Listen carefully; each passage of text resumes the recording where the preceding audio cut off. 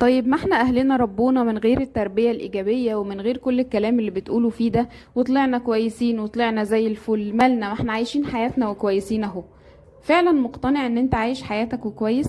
يعني انت حاسس ان ثقتك بنفسك كويسة، وحاسس ان انت عندك مهارات تواصل مع نفسك ومهارات تواصل مع الناس اللي حواليك كويسة، وحاسس ان انت حياتك سعيدة وبتتقدم وبتنجح وعندك تأثير في حياتك وعندك رسالة بتعيشها وفعال بشكل مؤثر؟ يعني انت شايف ان انت كده فعلا حقيقي؟ انت شايف كده؟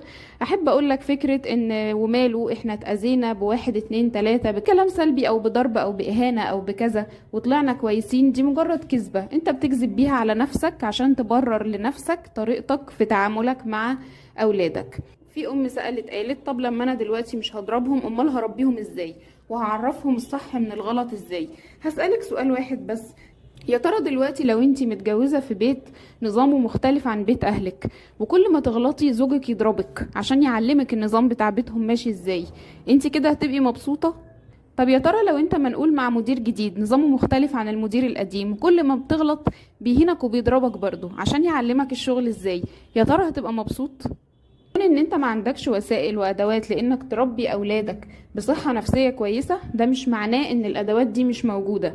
فرق كبير قوي بين اللي بيقول في طريقة كويسة اربي بيها اولادي بس انا محتاج ان انا اخد كورس او ادرس او اسأل حد متخصص او اتفرج على اليوتيوب على ناس كتير جدا بتتكلم في تربية الاولاد واخد اللي يناسبني، بس انا ما بعملش ده دلوقتي. فرق كبير بين ده وبين اللي بيقول لا هو ده الصح، هو احنا اتربينا كده، هو احنا هنربيهم كده.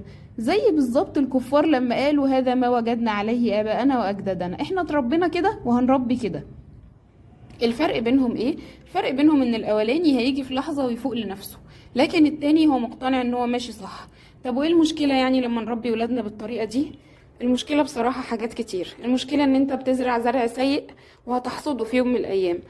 المشكلة ان كل تأثير نفسي على طفلك بيأذيه وبيحطم في شخصيته وبيكسر جواه حاجة، انت هتجني النتيجة دي. مش هقولك طفلك بس اللي هيجنيها، لا ده انت هتجنيها انت كمان، لان ربنا سبحانه وتعالى قال لنا في القرآن اقرأ. على قدر علمنا اول كلمة نزلت من القرآن اقرأ، يعني عليك انك تقرأ وعليك ان انت تتعلم وعليك ان انت تطور من نفسك عشان تربي ولادك افضل بكتير مما انت تربيت عشان يطلع للعالم نسخة اجمل منك. طب ده انا دلوقتي ولادي بدأوا يكبروا، انا دلوقتي الكلام ده بقى كان يبقى من بدري. لا مش من بدري، تقدر تبدأ من دلوقتي.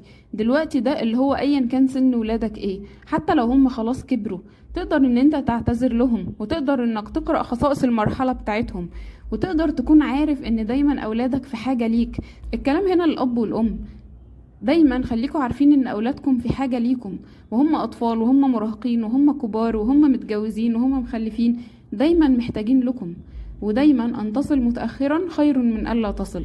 لما هتعمل الحاجة وهتبدأها دلوقتي متأخر افضل بكتير من انك ما بدأتهاش اصلا. وخليك فاكر ان كل زرع هتزرعه في ولادك انت هتحصده. اختار من دلوقتي انت هتزرع ايه.